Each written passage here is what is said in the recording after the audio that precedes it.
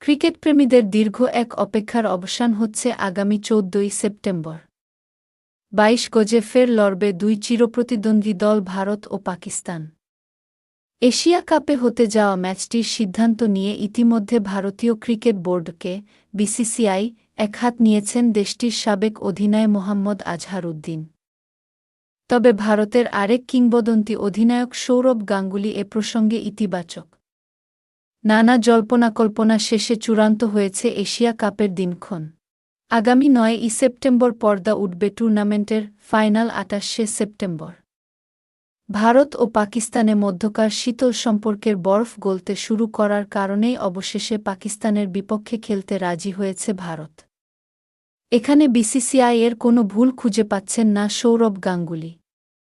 নিজ দেশের বার্তা সংস্থা এনআইকে তিনি বলেন, খেলাধুলা বন্ধ হওয়া উচিত নয়, এগিয়ে যাওয়া উচিত। পেহেলগামের জঙ্গি হামলার ঘটনার তীব্র নিন্দা জানাই। এরকম ঘটনা ভবিষ্যতেও যেন না হয় সেদিকে লক্ষ্য রাখতেই হবে।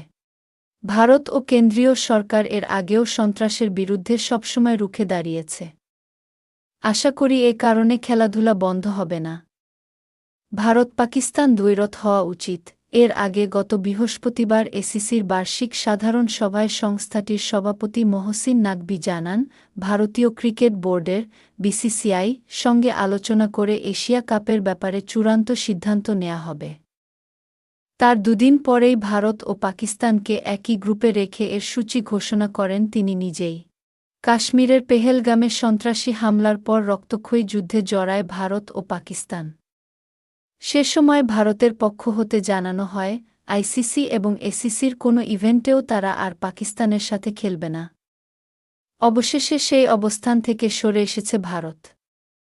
এ কারণেই শনিবার বিসিসিআইকে একহাত নেন আজহারউদ্দিন।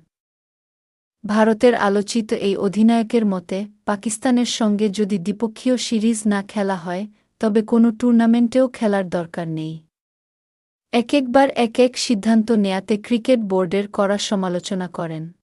এর আগে তখন পাকিস্তান ক্রিকেট বোর্ডের পিসিবি সঙ্গে ভারতের মধ্যস্থতা হয় এই চুক্তিতে যে ২০২৭ পর্যন্ত পাকিস্তানের মাটিতে ভারত কোনো টুর্নামেন্ট খেলতে আসবে না। একইভাবে পাকিস্তানও ভারতে কোনো টুর্নামেন্ট খেলতে যাবে না। তাই টি-২০ সংস্করণের এবারের আসরটি সংযুক্ত আরব আমিরাতে আয়োজন করছে বিসিসিআই।